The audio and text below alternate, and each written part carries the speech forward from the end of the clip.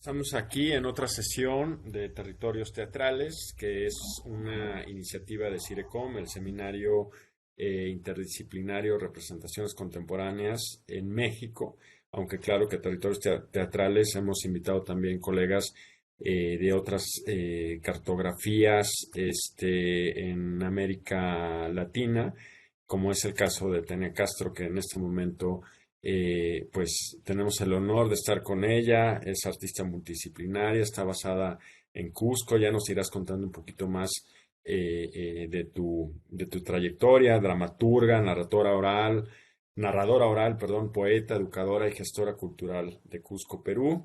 Tiene una trayectoria de más de 30 años y cree en el teatro como herramienta formativa para el rescate de la memoria, para el desarrollo y la transformación social. Esa es la síntesis que tenemos, así es que es un honor tenerte aquí, Tania. Pues la dinámica ahorita te la va a explicar Willy. Willy, te cedo la palabra.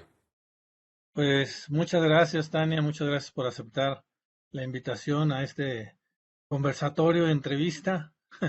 Comenzaremos con una sección de preguntas para contextualizar un poco el territorio, como dice Carlos, y bueno, posteriormente Carlos y a lo mejor Cristina, que se nos va a unir en un momento, también platicarán y conversarán un poquito contigo.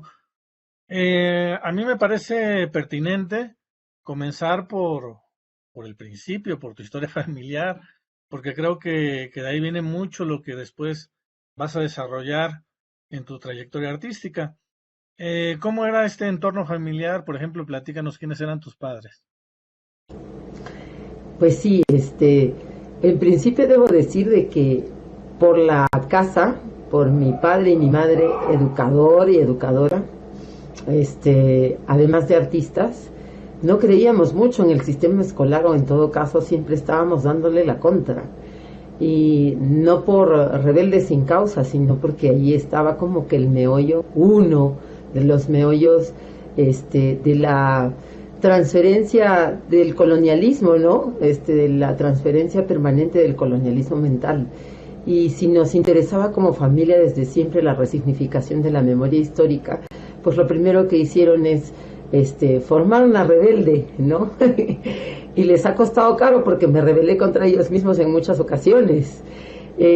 Pues les cuento rápidamente que mi papá es director de teatro y en su caso hay algo que lo hace único e irrepetible, pues él es quechua hablante, forma parte de la comunidad quechua de origen, su madre era quechua hablante también.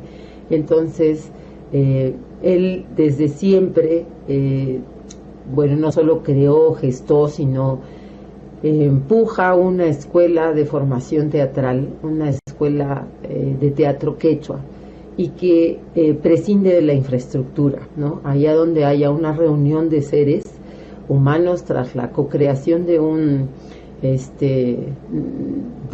ritual pagano, porque eso es la escena, de un ritual pagano artístico, se conforma la escuela, ¿no? Prescindimos de las infraestructuras a propósito, adrede, porque siempre han sido también un pretexto para renunciar al sueño de hacerlo nuestro propio con sus características, nutriéndose del mundo y de todos los idiomas artísticos ancestrales y contemporáneos, pero con un sello propio y una libertad expresiva que no nos permite a veces la formación académica teatral, que nos parametra y nos da solo una línea de tiempo del teatro, etcétera, ¿no?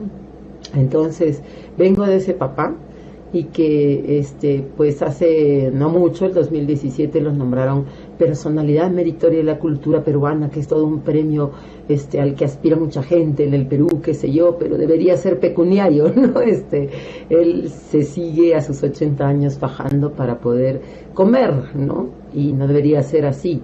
Pero sí, eso le ha dado también la fuerza de seguir en el escenario. Acaba de estrenar una obra de Antonio Díaz Lorián, El Mataché. Y vengo de una madre educadora que tenía muchas ganas de tener 58.500 niños, pero solo le salí yo porque tenía un defecto biológico, que no le, o sea, se embarazó 800 veces, íbamos a ser 5 y solo sobreviví yo. Y pues esa pena, como ella misma decía, ¿no? Las penas no te deben paralizar, sino son energía al fin y al cabo, entonces te deben movilizar. Y crió todo lo que se movía. Así que esta hija única es la hija única más rara de la tierra, porque no he tenido la experiencia, no sé lo que es un cuarto propio, no sé lo que es que respeten tus juguetes, y etcétera, porque he vivido siempre con muchísimas hermanas y hermanos. Entonces, esto me ha dado como la herencia que agradezco, de pensar siempre que el mundo es un sitio comunitario y que la familia no se termina en lo biológico.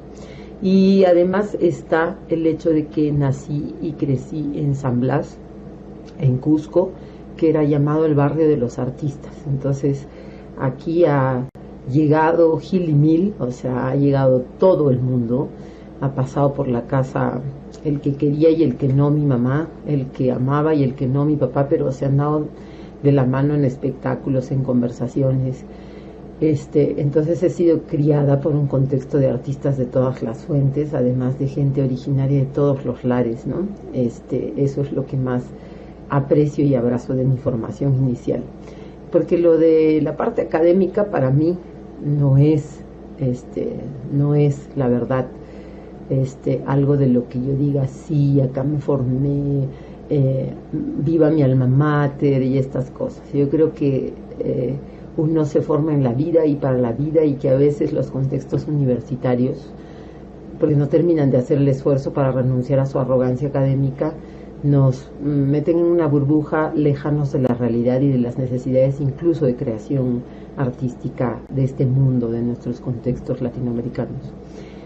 Eso, qué barbaridad, qué habladora.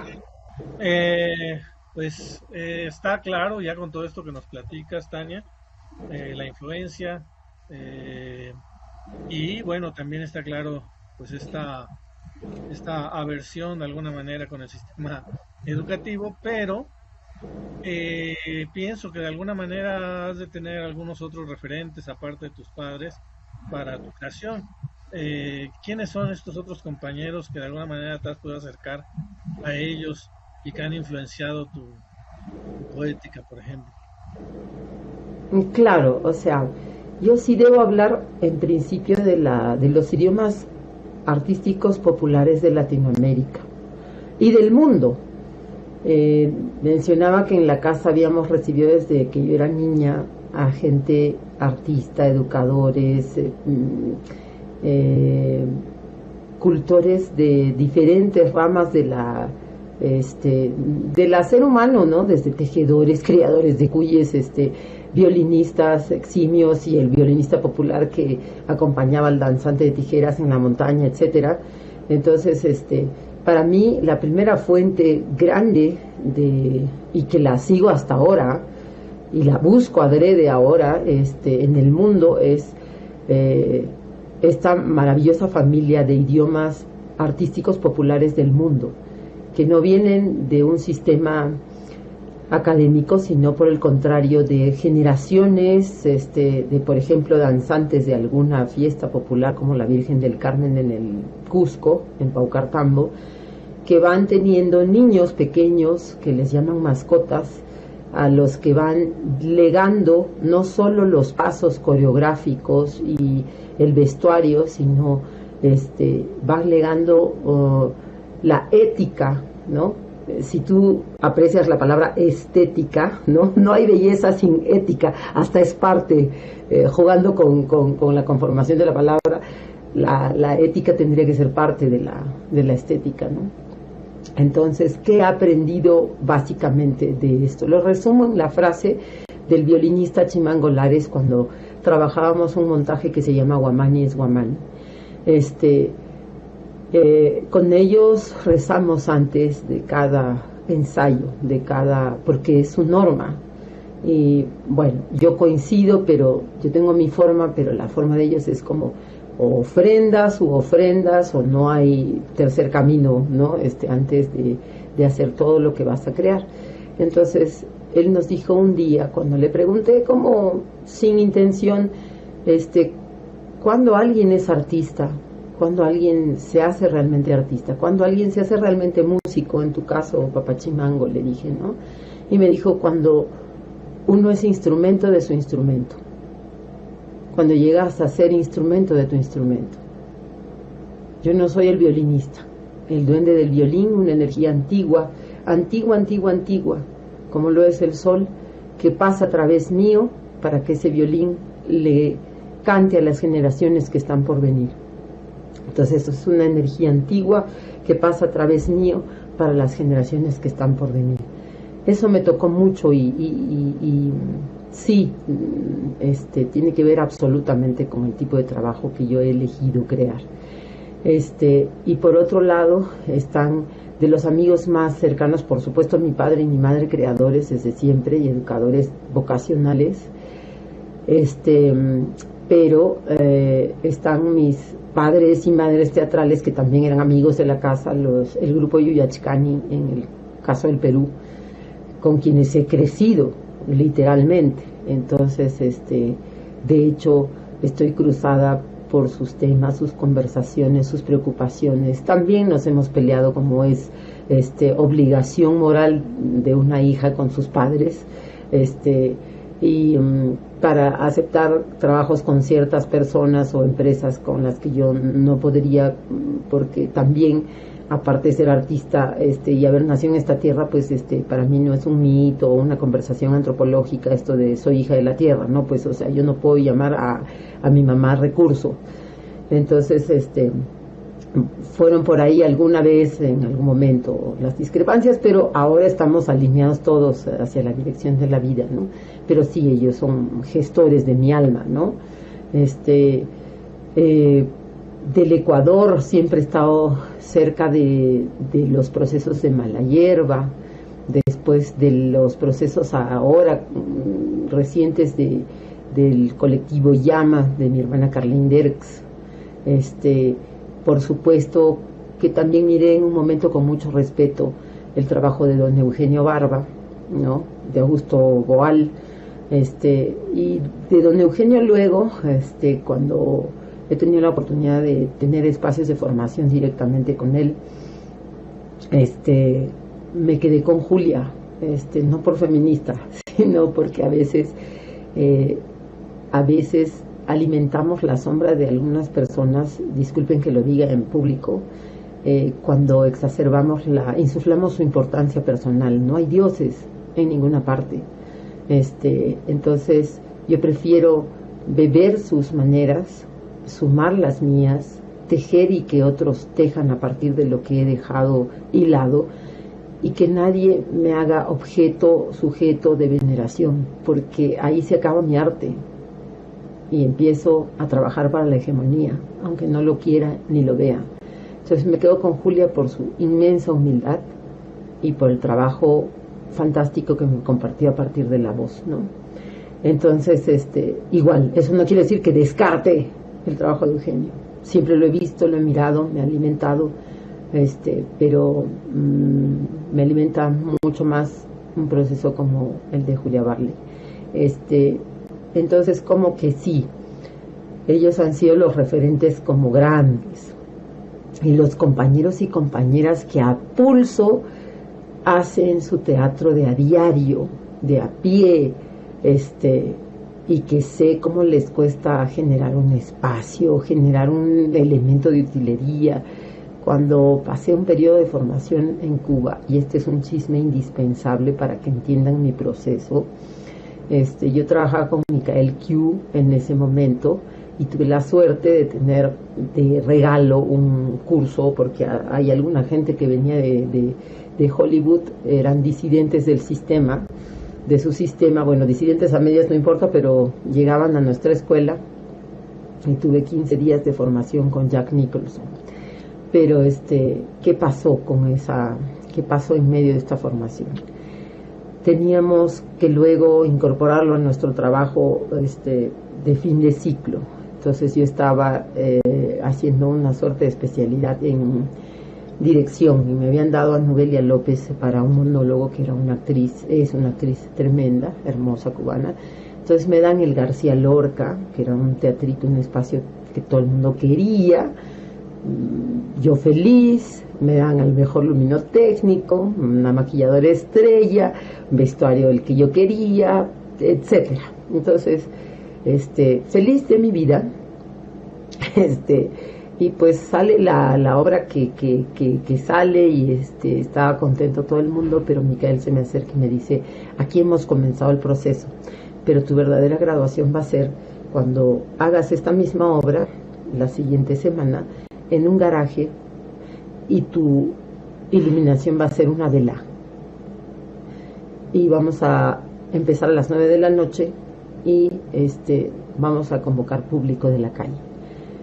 Vamos a ver si funciona.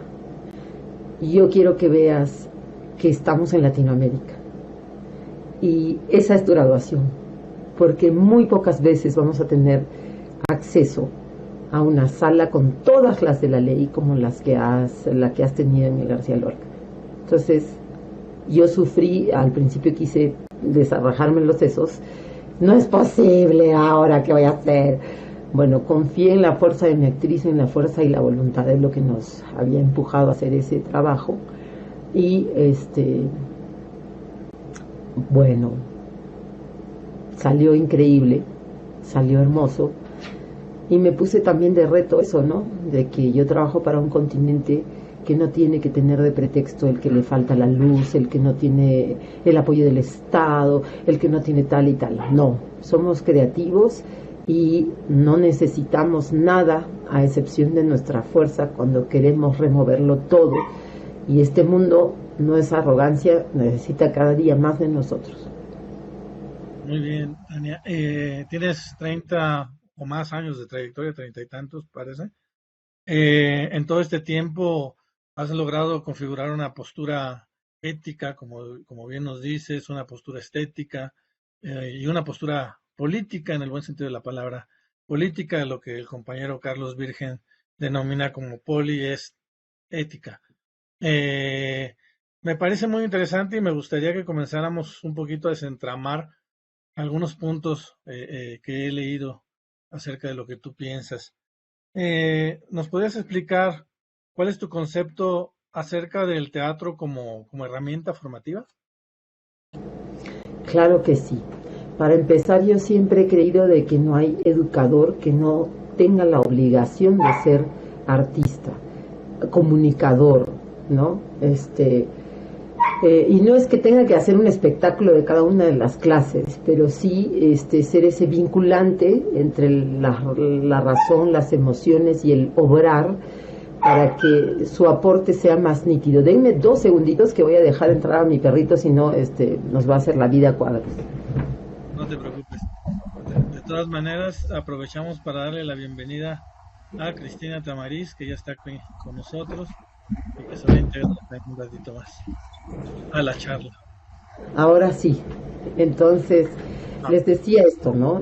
Para mí, pues, pero no solo para mí, creo que muchos estamos absolutamente convencidos de que hubiera sido otra nuestra vida si nos llamaban al diálogo, a la circularidad, al aprender desde el cuerpo, al aprender en la vida y para la vida. Y en ese sentido, ya, si tú llegaste al arte, porque si nos damos cuenta, solo para contextualizar, en el sistema hegemónico siempre se han planteado las cosas como compartimentadas, incluso el arte, la pintura por allá, la música por allá, las artes plásticas por allá, y etcétera. Cuando la vida no es así, la vida está siempre entrelazada, ¿no? Entonces, al estar entrelazada naturalmente, uno, como lo tenían claro nuestras culturas originarias, sobre todo la quechua de la que provengo, son Cobasta,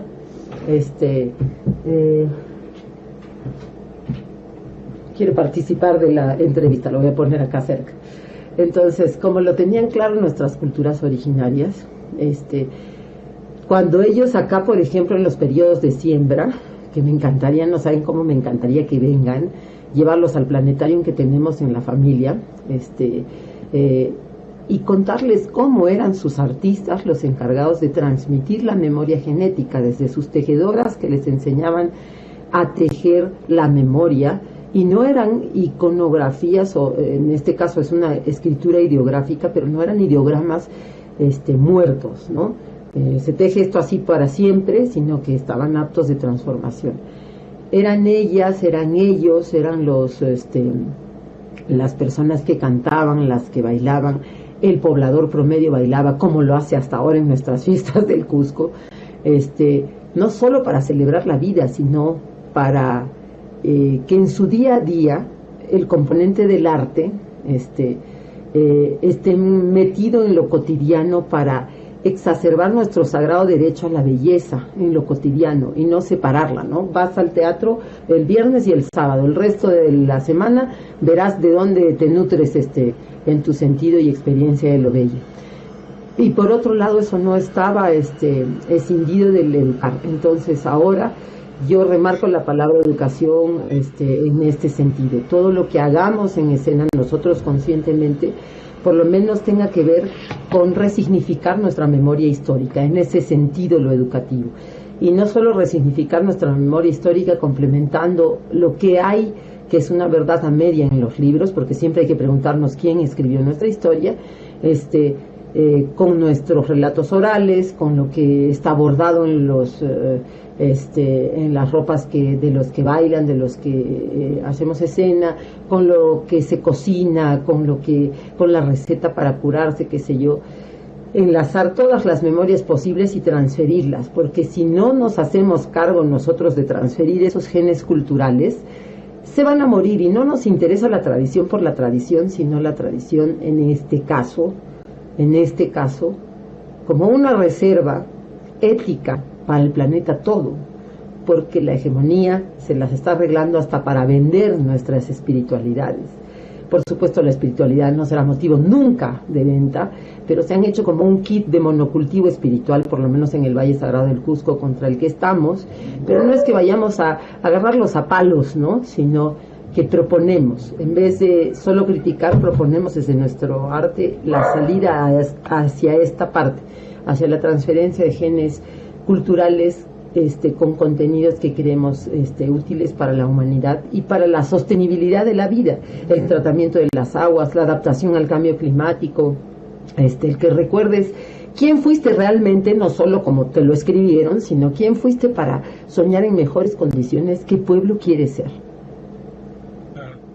Bien interesante. Hoy, ¿hola? Ahí estoy, sí. Que me sacó esta cosa.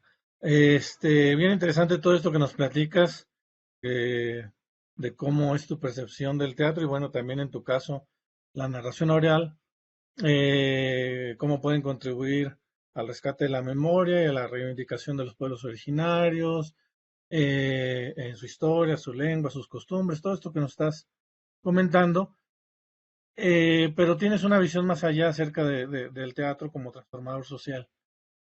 ¿Cuál es esta?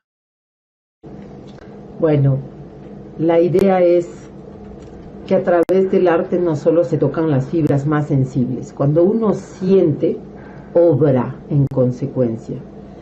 Y me ha pasado muchas veces que el público que se implicó con una obra, al que además nos hemos inventado sistemas de seguimiento en el siguiente sentido, no para estar ahí tras sus vidas, sino de convocarlos para una siguiente reunión, y no para tenerlos de clientes, de cartera de clientes, sino para luego abordarlos como familia.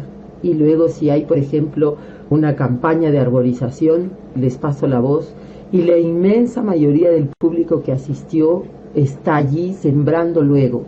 O están cuando vamos a lavar algunas calles, no por limpieza pública, sino lavarlas simbólicamente en algunas fechas de las heridas de nuestra memoria histórica. Y están, y se dan cita, y empiezan a ser una familia que luego dinamiza otras comunicaciones con una familia más grande.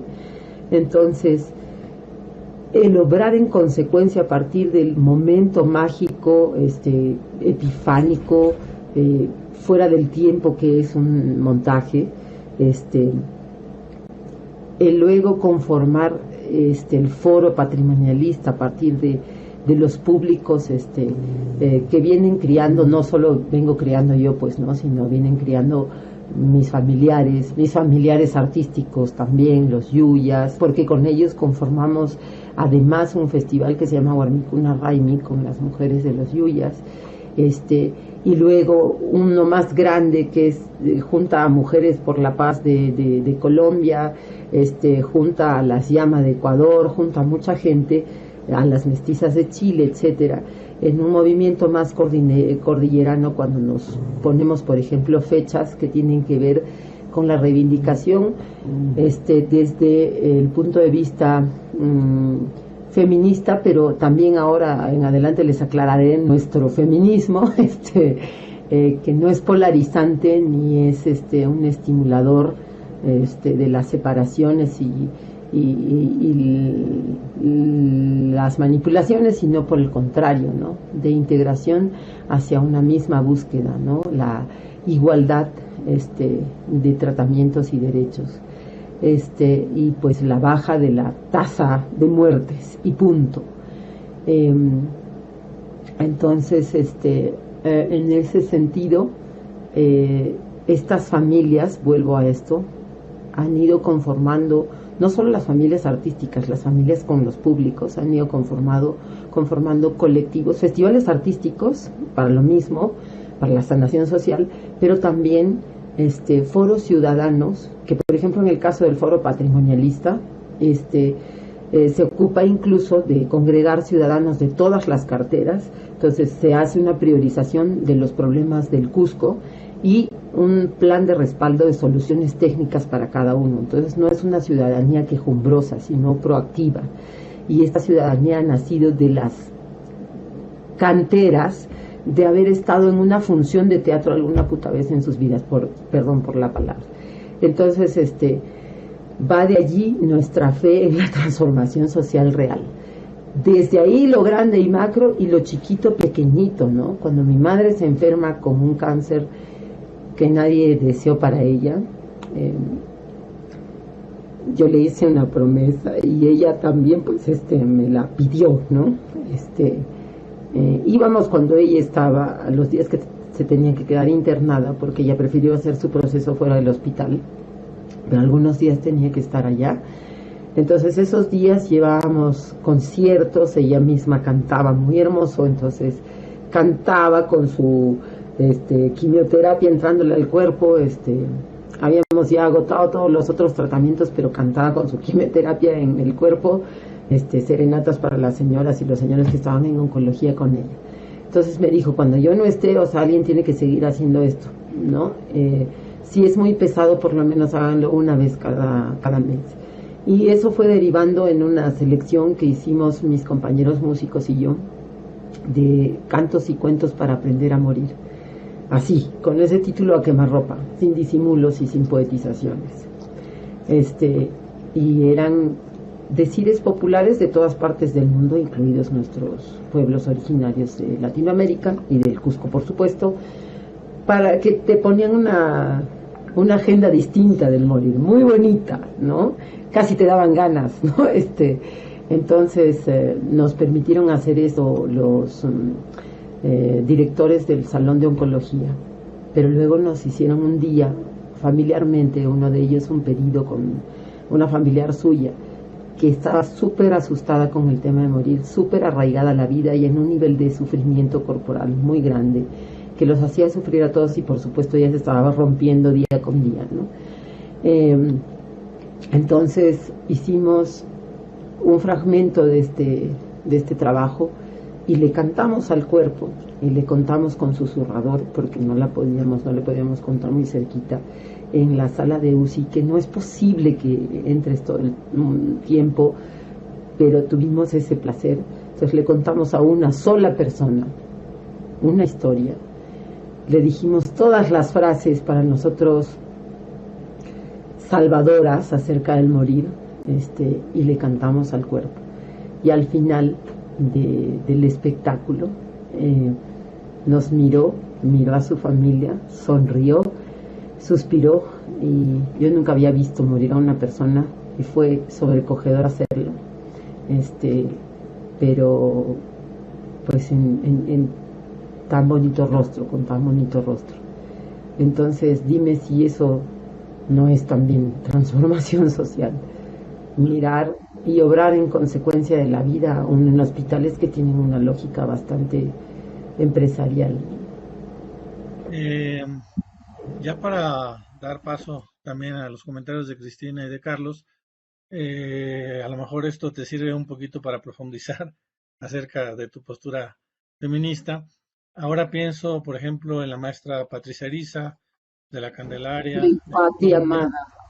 Pienso en tu amiga Daisy Sánchez, ecuatoriana de Malayerba, La hierba. y de Malayerba y otras hierbas, en Shirley Paucara, de allá, compañera tuya de Perú, con la que he tenido Que la está en oportunidad de España. platicar, y que ahora vive en España, y bueno, y muchas compañeras en México. Y bueno, creo que han puesto el dedo en varias llagas. Sí, nos han hablado de equidad, nos han hecho conscientes sobre equidad, sobre cuestiones de género, pero también de inclusión.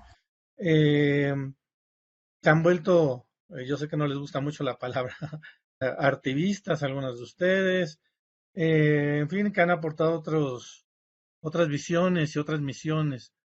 ¿Cuáles piensas que han sido los aportes de las mujeres en esta etapa reciente del teatro latinoamericano? Ustedes tienen a una performer maravillosa, Silvia. Ahorita tengo una laguna mental y es amiga mía. Una laguna mental acerca de su apellido. Ya vendrá en el transcurso de la entrevista. Que hace cosas extraordinarias. Bueno, han nombrado algunas referentes, pero hay una cantidad inexorable de mujeres que están en una búsqueda no revanchista, sino de co-crear la vida. Yo tengo alergia, me broto, me salen ronchas cuando escucho el término incluir. ¿Quién miércoles, y lo voy a decir con todas sus letras porque siempre en mis espectáculos, como soy coprolálica de naturaleza,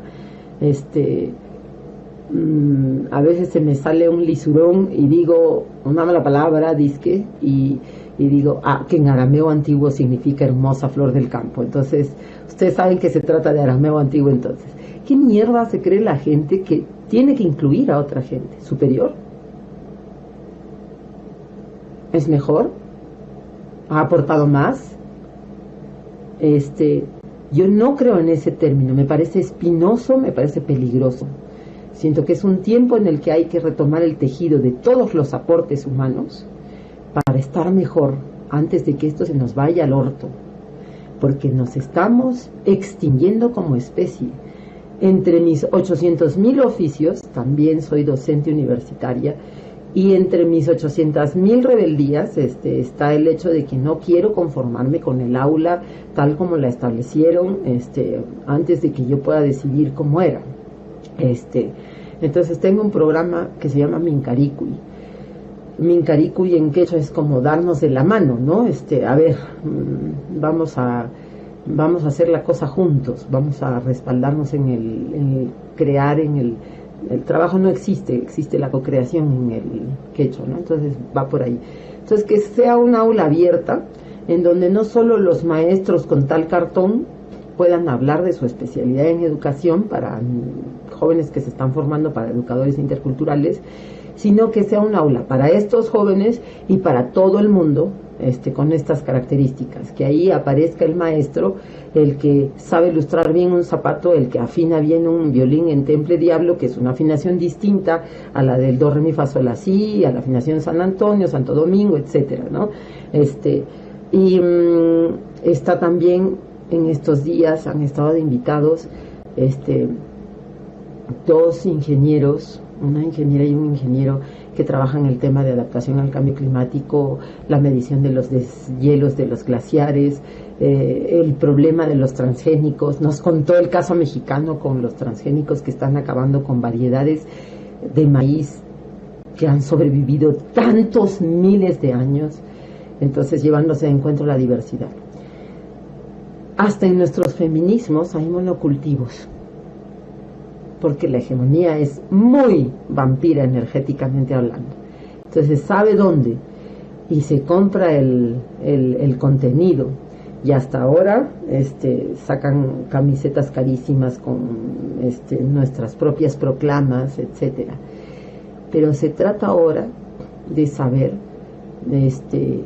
que necesitamos de la presencia, la visión, la contundencia de la mujer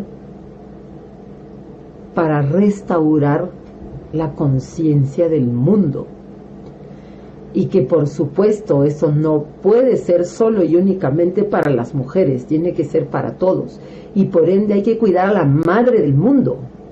Y con esto no estoy idealizando la maternidad para que no me pegue ninguna feminista ni me tire un tomate virtual, pero sí, nuestros feminismos ensalzan la maternidad en tanto creación de la vida, crianza de la vida, y crianza, por supuesto, también de los hijos propios, pero de todo lo que se mueve en la humanidad y de todo lo que se mueve en la gran familia cósmica. Y como nosotras, hay madres de todas las especies. Y en tanto no se mire con el profundo respeto y la verdadera valoración esa dimensión de la vida, vamos a seguir haciendo lo que en macro se hace con la tierra, con la gran madre tierra. O sea, miren a qué nivel de extractivismo hemos permitido que se llegue. Y miren a qué nivel estamos obrando de la misma manera con el cuerpo de las mujeres, con sus pensamientos, con sus aportes, ningunizándolos, y eso no es una mentira, ni tampoco nos estamos poniendo en calidad de víctimas, pero estamos describiendo la realidad como es. Entonces, sí creemos de que desde las artes, desde las resignificaciones históricas, para empezar, por ejemplo, hay que darle su lugar a todas las mujeres que, habiendo sido señoras del amor y de la guerra, protagonistas de la historia, han hecho de que tú y yo hoy día estemos conversando sin grilletes en los tobillos, no hayan sido reconocidas, porque nuevamente, ¿no?, quien escribe los vestigios de esa historia de nuestro pasado, estoy hablando del tiempo, hasta el tiempo colonial, desde que entra la escritura bidimensional, porque antaño hay otras escrituras que también están pendientes de reivindicación, no se las nombra adrede. Solo como ejemplo, los Tupac Amaru, ¿no? Historiadoras e historiadores de este tiempo, y no por feminismo, sino por realismo, nombran a Micaela Bastidas y Tupac Amaru. Este movimiento rebelde de 1780 en el Perú plantea desde el inicio de la gesta al Yanantin, al complemento, a Micaela y a Tupac Amaru desde el inicio de la gesta. No hay un padre cacique y tal, sino hay una dupla. Tras esta dupla hay un montón de liderazgos femeninos, 92 a saber los más fáciles de nombrar, ¿no?, que formaron la Caravana de la Muerte, que en 1783 fueron exiliadas. Les dijeron, ay, bueno, si quieren la libertad de su tierra, se largarán a solas, a patita, a México, o sea, se van a pie. ¿Aceptan? Aceptaron. Y solo llegaron 2 meses después al Real Felipe el Callao, que estaba, a 3 meses después al Real Felipe el Callao, que estaba tan cerca entre comillas, solo llegaron 17 de ellas, ¿no? Entonces, esos liderazgos no han sido nombrados ni de chiste en la historia que se transfiere a las niñas y niños hasta el momento. Y entonces nuestro trabajo a través del arte es también visibilizar esa memoria, liderada por estas madres de la libertad. Muchas de ellas no eran madres biológicas, pero eran madres del cometido de liberarnos, de adentro hacia afuera. Tupac Amaru reivindica su matrilinealidad de origen. En ese tiempo todo el mundo quería parecerse al rey, y entonces los caciques incas que querían sus beneficios, ya en un momento de crisis de todo orden, incluso ética, que querían durante la colonia que se les reivindicara para tener algún trato distinto al del común, decían, trataban de demostrar, aunque sea corrupta y mentirosamente, de que venían de tal inca o tal otro, pero nuestro sistema era matrilineal. Entonces, una de las principales reivindicaciones de Tupac Amaru fue que le reconozcan que él descendía de Juana Pilcohuarco, la abuela de los Tupac Amaru, de los Taitas de Vilcabamba, los primeros rebeldes de este continente. Entonces, que le reivindicaran ese linaje matriarcal. Nuestros orígenes, las conformaciones, incluso urbanas en el Cusco del tiempo de los incas, no incas, de ese tiempo, son matrilineales. Existían las panacas, que viene del nombre pana, hermana, ¿no? ¿Por qué? Porque la lógica era, tú honras aquel sitio de donde has salido, literalmente, tu pacarina, tu lugar de origen, la panza de alguna de las abuelas. Incluso los hombres honraban primero la panza de su tatarabuela. Ese era su origen. El papá, con todo su aporte y por supuesto poniendo la mitad de esa vida, era querido, pero él traía el mundo. Tu trabajo, cuando te quieres curar, por ejemplo, en nuestra lógica, de tus interiores, de lo tuyo propio personal, es con la madre. Y del mundo y de tus traumas con el mundo es con el padre, porque el mundo lo trae papá, ¿no? Entonces, la reivindicación de esas lógicas, es importantísima.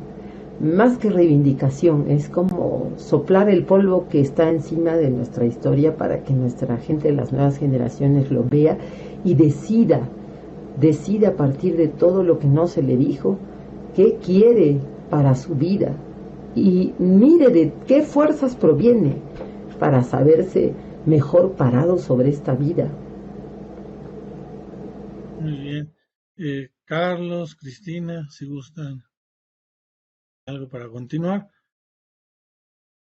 Sí, bueno, me gustaría también aprovechar la intervención para comentar que por alguna razón se está desconectando, o sea, estamos grabando la conversación, luego la vamos a subir completa, pero no se está, o sea, se transmite en vivo y se corta. Algo está pasando en la transmisión a Facebook. Yo creo que el sistema hegemónico te está saboteando, querida Tania, porque nunca nos había pasado, verdaderamente que nunca había pasado que así de pronto se detuviera. Pero lo que sí es que esto se está grabando y lo vamos a subir a YouTube y esa es la parte que luego es interesante circular. Bueno, Tania, muchísimas gracias por este panorama que planteas. A mí me surgen muchas preguntas. Yo te voy a confesar que mi acercamiento muy personal a la creación escénica es desde una perspectiva, pues sí, un poquito desde la tradición occidental y soy muy desconocedor de muchas de las cosas que mencionas, aunque debo decir que en algún momento de la vida he ido a Perú, he ido a Bolivia e hice trabajo de campo en estos países, pero es digamos, es un conjunto de temáticas que de pronto se me han ido quedando así como alejadas y me parece interesante generar un diálogo en ese sentido. Eh, por ejemplo, tú, si entendí bien, defines o hablas del arte como de una manera hermosa, ¿no? Que es el sagrado derecho, el derecho sagrado a la belleza, ¿no? Esa es una frase que me quedó ahí resonando. Y yo, desde mis coordenadas, y pensando en todas las discusiones que tenemos teóricas en torno a la creación escénica, en torno al arte, en torno a qué es el arte y demás, yo pienso que y estoy de acuerdo con esta idea de que el teatro tiene raíz griega que significa hacer ver, es una forma de hacer ver, es una forma de mostrar algo, y no necesariamente en resonancia con la belleza, porque qué es bello es algo que puede ser muy subjetivo. Y entonces mi pregunta es, en toda esta, digamos, arquitectura de pensamiento que nos estás compartiendo, que es muy rica y muy interesante, ¿qué es la belleza? Es decir, si en México, por ejemplo, muchos colegas están hablando de temas sobre la violencia, los feminicidios, y son a veces puestas en escena bastante crudas, ¿no? y se cumple con la función de hacer ver una problemática social que está ahí, pero sería muy discutible si se hace de una forma bella o si es un requisito que se haga de una forma bella, porque también entramos en esa discusión de si de pronto estamos haciendo estético algo que no debería de serlo, ¿no? Que tiene que tener esa crudeza. Entonces, ¿qué es la belleza para Tania Castro en esta arquitectura de pensamiento que nos planteas? Para diferenciarnos de los noticieros, me gusta la palabra poetizar. Pero para mí, ¿qué cosa es la poesía? No es el arte de escribir bonito, ni barnizado, ni hacer acrobacia, ni malabar alguno con las palabras. Es un estado de conciencia en donde se exalta tu espíritu todo, llega a la experiencia de eso tan gastado y feamente utilizado por el comercio, que es el sentimiento del amor, el sentirse enamorado en la contemplación de la belleza perfecta de la vida, de un árbol, de un río que fluye, y que al ponérsenos delante nos plantea de manera inexorable la gran norma, no una norma de estetistas que se han puesto de acuerdo en que esto es belleza y esto no, o que todo es libre, no.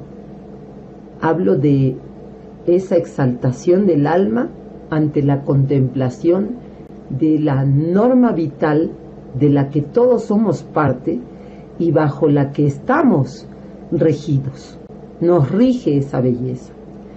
En un mundo tan delirantemente bruto con eso, que ha perdido la ubicación porque se mercantilizó y porque las manecillas de ese reloj impuesto desde que nacemos por el sistema hegemónico, perdonen que lo gaste tanto en esta conversación, nos ha hecho renunciar a nuestra naturaleza. Y para mí ahora la tarea del arte es retornar a la experiencia de la contemplación natural. En tanto seamos un noticiero, está todo bien, que viva la libertad de expresión, pero yo necesito ponerme la tarea como actriz en un mundo tan convulsionado y tan desesperanzador, y tan regido por las leyes del mercado, por encima de la vida misma, por encima de la experiencia del amor a la gran madre, a la tierra me refiero.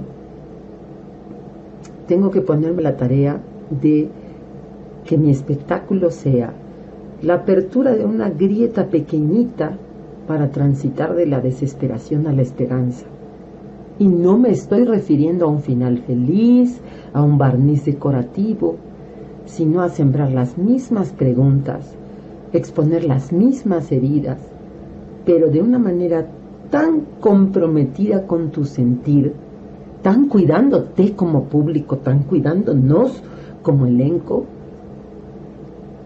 que el resultado sea que nos veamos, nos lloremos juntos, nos lamamos las heridas y propongamos sobre la vida real, tengamos ganas ojalá de proponer sobre la vida real soluciones, aunque sea pequeñitas, aunque sea de paso de pulga, en dirección de la defensa de la vida, de la defensa indesmayable de la vida. Entonces, si esto te explica un poco en la noción en la que gravitamos acerca de la belleza, enhorabuena. Mira, hay un ejemplo más que quiero que te grafique esa belleza de la que también he bebido cuando niña y toda la vida. Hay una fiesta que es la fiesta de la Virgen del Carmen en Paucartambo, Cusco. También hay una peregrinación al santuario de Collurriti. Es un nevado al que vamos como loquitos a bailar a 5,000 de altura con nuestro corazón saliéndose del pecho, y después de llegar 8 horas en la noche caminando hasta la cumbre, nos vamos 24 horas más hacia el Apu Tayancani, y allí esperamos el primer haz de luz de la mañana para hacer el Inti Wata, el Inti alabado, el momento en el que nos abrazamos y nos dejamos abrazar por el primer rayo de sol, y es una fila multitudinaria dirigida por nadie que hace miles de años sigue siendo la misma, y nos abrazamos al sol. Para mí esa es una teatralidad, para mí es una teatralidad clarísima. ¿Qué es la diferencia de la teatralidad que yo intento? Esa movida, ese movimiento masivo de miles y miles y miles de personas están allí para fines que trascienden el momento escénico de un teatro. Oran bailando, oran cantando.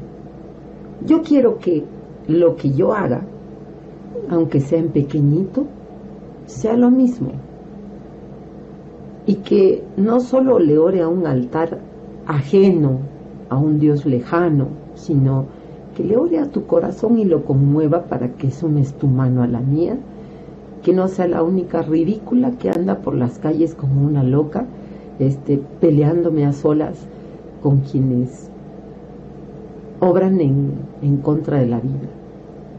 Tengo un colectivo ciudadano contra la construcción del aeropuerto de Chinchero.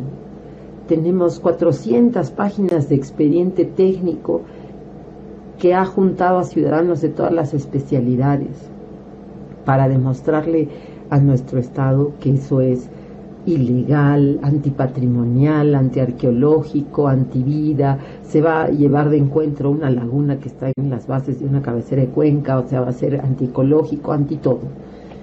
¿De dónde ha venido nuestra preocupación? Somos ciudadanos sensibles, sí, nos ha hecho el arte así, sí, pero ha venido justo de las conformaciones del público con nosotros, de a poquitos. Entonces, para mí, la belleza tiene que ver con volver a mirar la norma, con volver a experimentarla. Y la norma bajo la cual hemos nacido es hermosa. Y aunque el mercado que nos la quiere empaquetar en saquitos de monocultivo espiritual y te hace un paquetito de temazcal, Cambó, es un veneno de sapo, ayahuasca, San Pedro, sé mejor con este paquete, y ahora te lo vende, y te lo vende desarraigado de sus contextos respetándolo. Se trata de apropiar de todo muy fácilmente, pero pues toca, yo creo que es una época de cambio, un pachacuti, de transformación total de la conciencia humana, pero nos toca a nosotros como seres humanos puente, chacarunas, la resistencia en lo pequeño, la resistencia. Y ojalá a las próximas generaciones, a partir de esta experiencia de la belleza, les toque la reexistencia, volver a vivir bonito. A nosotros no es que vivamos todos los días en lágrima, ¿no? Felizmente somos resignificadores profesionales los artistas, entonces nos inventamos la grieta. Nos inventamos también para llorar a todo lo que nos dé la gana, pero ojalá que el siguiente tiempo ya no sea solo para resistir, sino para reinventar la existencia de cero en atención a la gran norma. Yo creo que hay que ver con mucha seriedad la herencia de nuestras abuelas. Yo tengo que terminar esta respuesta diciendo que soy grindia, mitad gringa, mitad india. Y mis dos culturas de origen son antihispanistas, pero yo he trabajado también contra ese anti para poder, porque siento que en mis venas está colono y colonizado, haciendo el mismo trabajo expiatorio súper difícil de tantos años. Tengo por un lado el origen quechua, mi abuela quechua hablante, la madre de mi padre quechua hablante, y por el otro lado mi mamita proviene de de un abuelito vasco, que vino en condiciones de polizonte, en tiempos de la Guerra Civil Española, porque lo mataban, sino por radical vasco. Entonces, entre el euskera y el quechua, también en ambos idiomas, el concepto y experiencia de la tierra es muy bonito. Pachamama en quechua, Pacha, tiempo y espacio, mamá, madre, y Amalur, lo mismo. Ama en euskera es mamá y Lur es tierra y espacio, tiempo y espacio. Así es que siento que hay que mirar muy seriamente hacia allá para resignificar también nuestra práctica y conceptos de la belleza.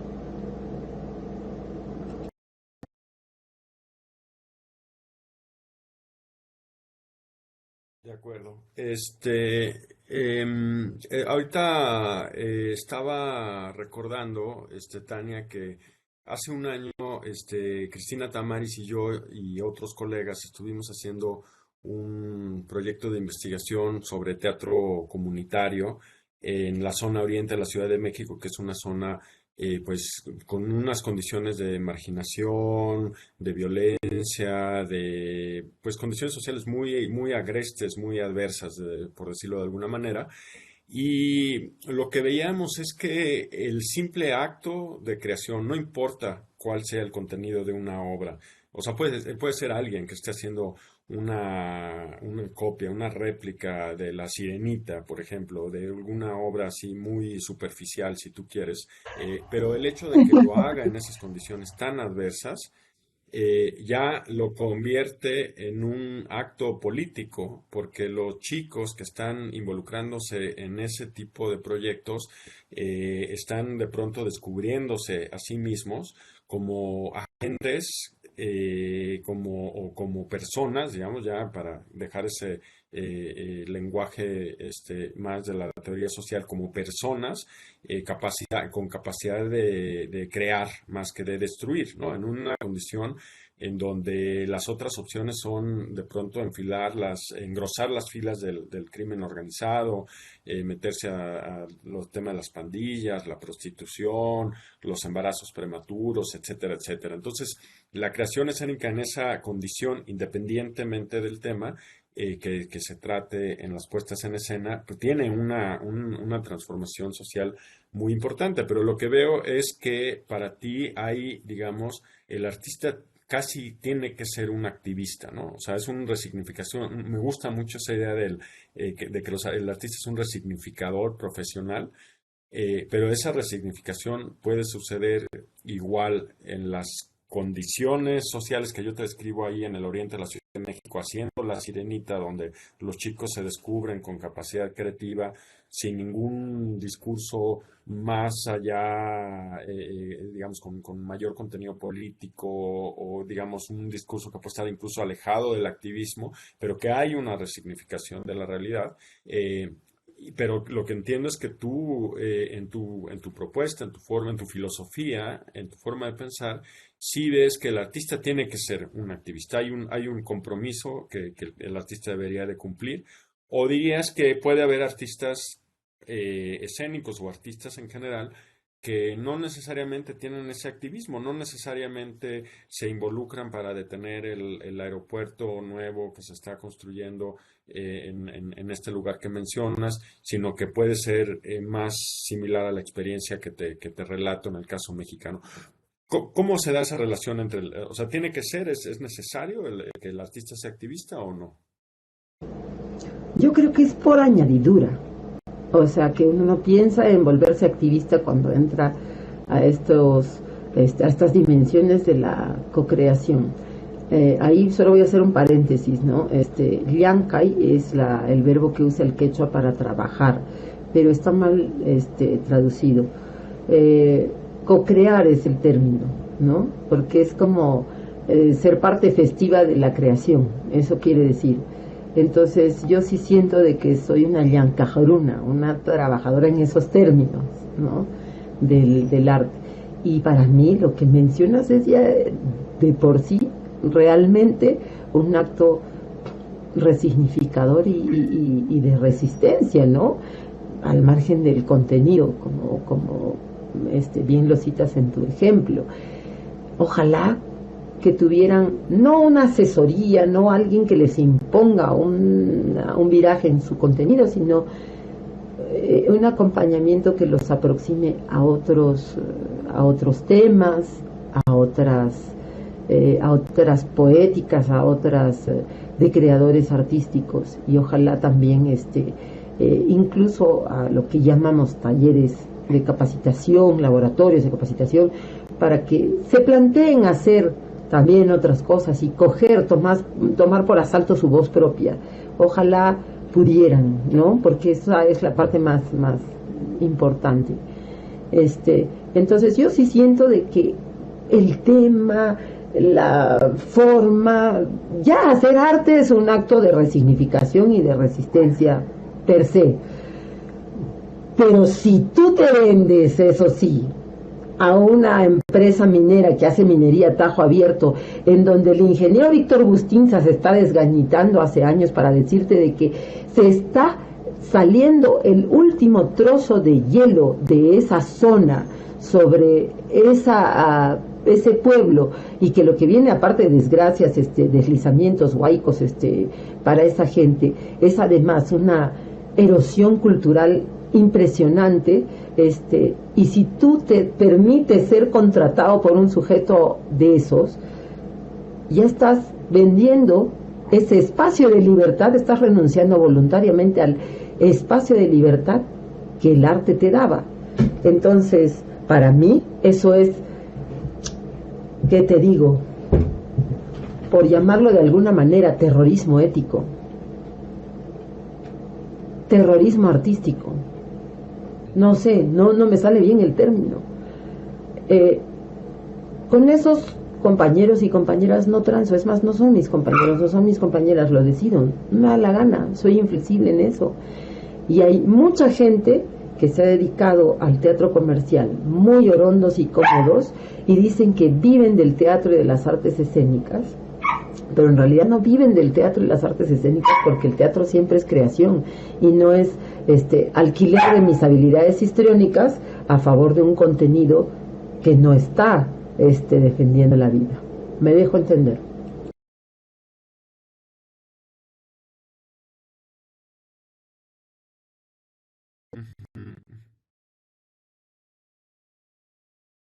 Perdón, es que creo que se fue, ya estoy aquí, ¿va? Pero de repente se fue un poquito el internet.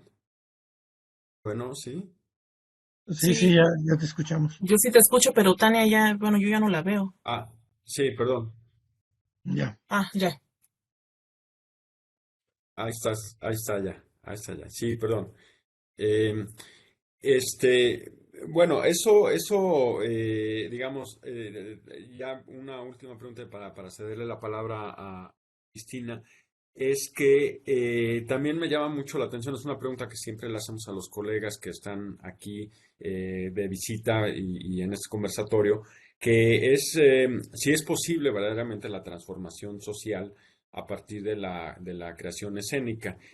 Por lo menos en la perspectiva mexicana, de lo que yo he estudiado con otros colegas, incluyendo con Cristina, hay una parte histórica donde de pronto la creación escénica, el teatro independiente, más hacia los 60, los 70, sí tenía esa aspiración muy directa, muy confrontacionista con el Estado, con las corporaciones, y esa aspiración a cambiar la realidad social de manera muy directa. Y eso de alguna manera se ha diluido o se ha transformado, digamos, hacia lugares donde hay un mayor realismo en el sentido de que no es que con que yo ponga una puesta en escena voy a transformar directamente, pero es una transformación más indirecta a partir de la transformación de las conciencias, a partir de hacer ver ciertos temas, y es más como una labor de hormiga. Y me llama la atención escuchándote que en algún momento decías eso, ¿no? Es como poco a poco, es cambiar aquí en este pequeño espacio, y también de pronto me da la impresión de que hay una idea de que esa transformación social es igual a la sanación, ¿no? O sea, es decir, no es una cuestión de transformación política, de transformación en confrontación con el Estado, que ese es también otro tema que valdría la pena platicar, sino en una cuestión de sanación. O sea, el arte, digamos, es una forma de sanar el colectivo, de sanar como grupo. Por ahí va más o menos tu filosofía, si la entiendo bien. Sí, o sea, definitivamente, pero no porque tengamos la arrogancia de ser el chamán que te pondrá desde el escenario la mano sobre la mollera y te dirá, toma mi luz, ser que estás en otro nivel evolutivo, ¿no? Sino, ¿en qué sentido? Hace un ratito hablé, así como hay transgénicos, semillas directas para el agro, hay monocultivos espirituales también. Entonces, ¿qué es la vida? Naturalmente diversa. Entonces,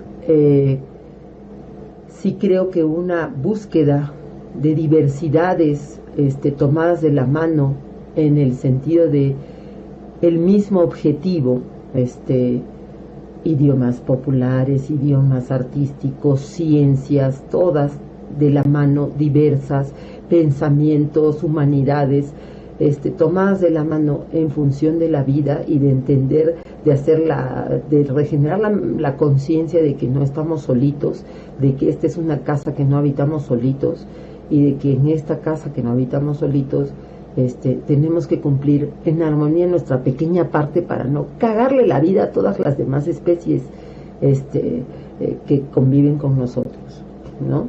Entonces, en ese sentido, una de las cosas que hallamos junto con mis hermanas, por ejemplo, Ana Correa, Débora Correa, Cucha el Águila, nuestras, mi madre que ya no está, mi padre, los Yuyas, pero fundamentalmente asumimos la labor más vertiginosa y anual con Ana y Débora en Guaromicuna Raimi, que quiere decir la fiesta de las mujeres, porque para nosotros Raimi era fiesta en donde se intercambiaba no solo la celebración como la entendemos ahora, sino la celebración de estar juntos intercambiando ciencias, conocimientos, sensibilidades, artes, descubrimientos hacia brindarle soluciones prácticas a los problemas del planeta, hacia la sostenibilidad de la vida siempre, de la vida y la diversidad. Entonces, una de las cosas que identificamos que estaba mal hecha y de la que nos seguíamos empapando en las escuelas en Latinoamérica era el sistema educativo. Entonces, todas nos propusimos trabajar en diferentes direcciones, pero más de cerca con el sistema educativo. Y ahí está uno de los principales focos de sanación. Sanar, o sea, a veces, ya no te cuento las cosas mágicas, ¿ah? Porque nos quedamos acá 7 horas, pero, a ver, lo práctico y chato, la cantidad de omisiones de la historia que se transfiere a los hijos en las escuelas, en las universidades, genera un vacío tan grande en tu manera de entenderte a ti mismo que terminas súper confundido y más herido que nunca, más con sensación de abandono y de que todo fue perder, y es una historia belicista en donde siempre el latinoamericano ha perdido las contiendas, cuando ha estado al borde de la justicia siempre cataplum chimplín se le volteaban los procesos. Entonces, si tú heredas una historia narrada de esa manera, pues no hay nada que hacer y mejor entreguémonos a morir y mejor deprimámonos y mejor pongámonos las uñitas negras y vayamos a jugar a los challenges que ahora están de moda y tirémonos todo el clonazepam del mundo al cerebro y etcétera. Pero si tú desempolvas otras narrativas de nuestra propia historia, que no las vas a inventar, están allí, solo que en sitios marginales, en las recetas para curarse de la pata, del miedo, en las recetas de comer, en las maneras de cultivar, en la diversidad agrícola de nuestros lugares, en la manera de entender la vida, en cómo se configura en el caso del Perú, en nuestros 42 idiomas, cómo se configuran originarios, ¿no? La muerte y todo eso que viene a ser un paquete real y verdadero de esperanzadores, detonantes para la vida cotidiana. Y no solo inspiradores, detonantes, sino caminos de salidas, y todos con un eje transversal que se llama comunidad. Me curo en mis tejidos comunitarios. Recuerdo mejor cuando hay gente que me pasa mi memoria. Entonces, completo la que me han venido dando.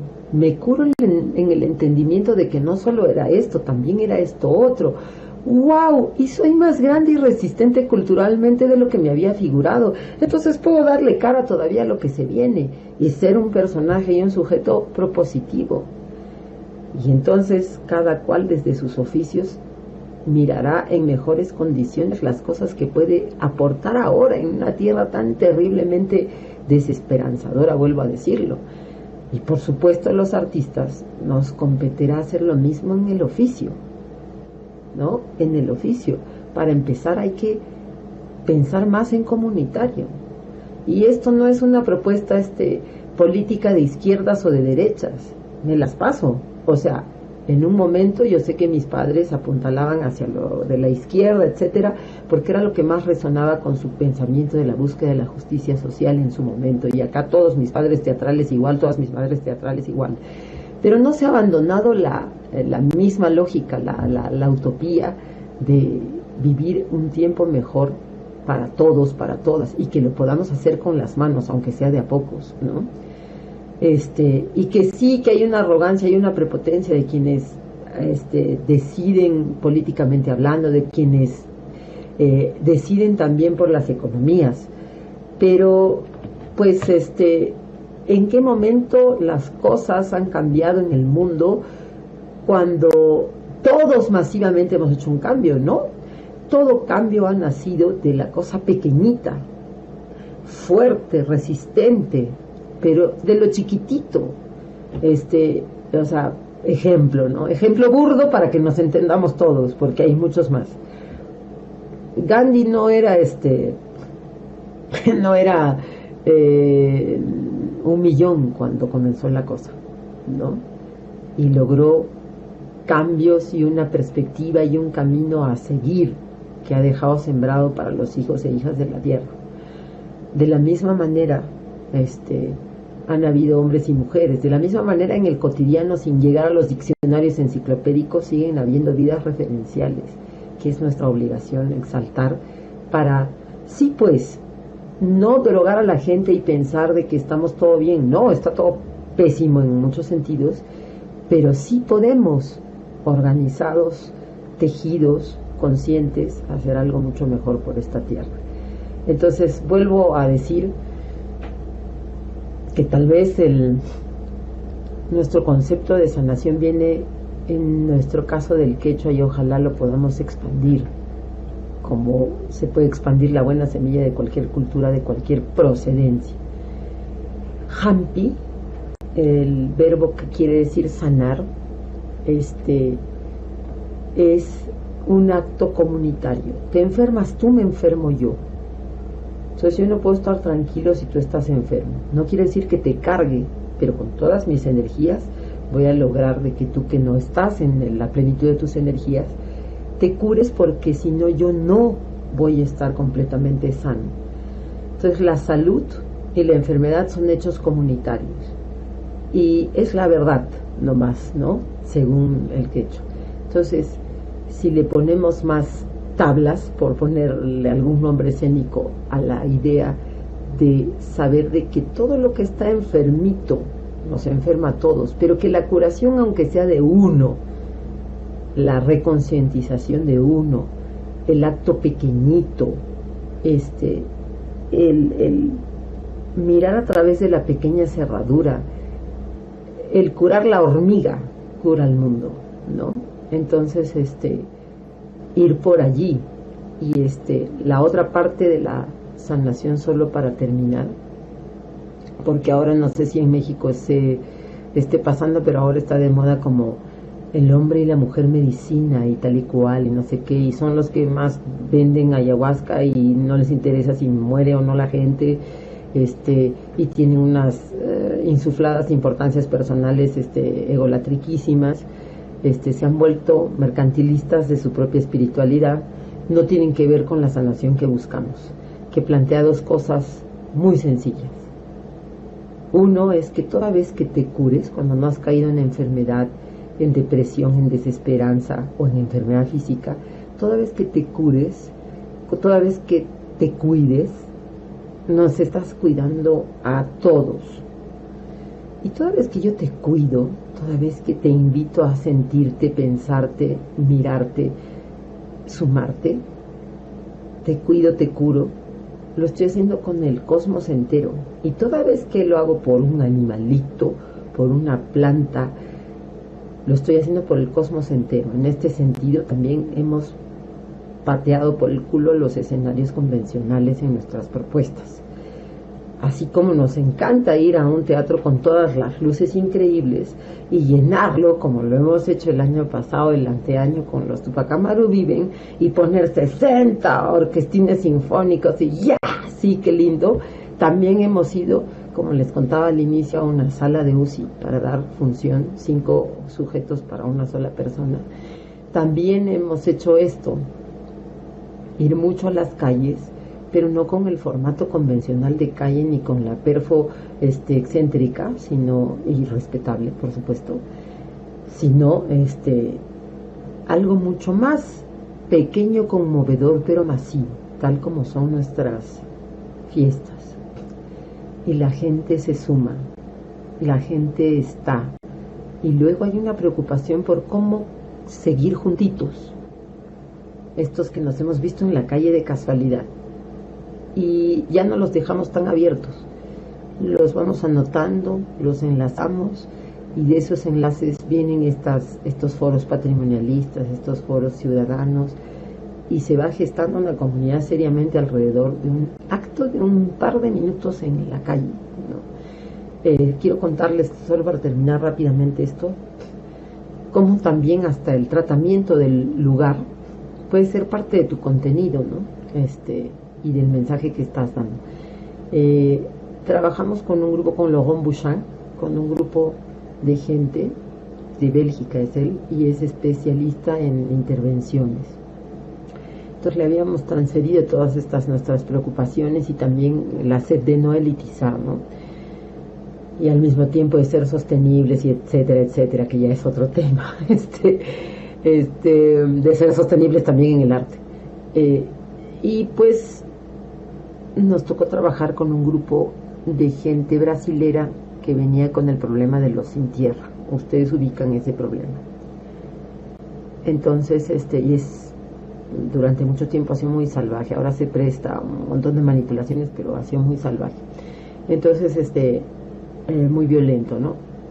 Se invitó a un trabajo que se había hecho con miembros de esta comunidad, a un patio de tierra grande, pero súper bonito, techadito, y que había, pues, nos habíamos preocupado en distribuir como 300 localidades, sillas con sus numeraciones en círculo, para empezar ahí el trabajo que Logón había preparado con los chicos brasileños. Listo. Pero muchos del público tenían este problema. Tenían una entradita con un número y de pronto se veían hoy no había ese número, buscaban, no había el número y habían pagado por eso, pero no había el número, o varios otros tenían duplicado el número y se ponían a ver, quejémonos o vayamos, preguntemos, mire, y un rato los acomodadores se perdieron, justo a propósito, y comenzaron a hacer furias, comenzaron como ya casi a irse y etcétera, y algunos resolvieron que esperarían a ver si alguien de los acomodadores les daba alguna explicación de por qué se habían duplicado, etcétera. En realidad la obra ya había comenzado. Para que te pusieras realistamente en la sensación corporal de no tener tierra, aunque sea unos minutos, de no tener espacio, aunque sea unos minutos. Y no te imaginas el cómo fue recibida esa pequeña obra. Entonces, yo creo que como resignificadores, una vez más, nos toca descolonizar nuestra escena. Nos toca resignificarnos desde nuestros idiomas y nuestras sensibilidades, las más antiguas y las mezcladísimas contemporáneas. No somos un monocultivo humano. Y el gestar esa diversidad desde nuestros planteamientos escénicos también va a evitar el monocultivo mental, que es lo único que le podemos heredar a los hijos como libertad.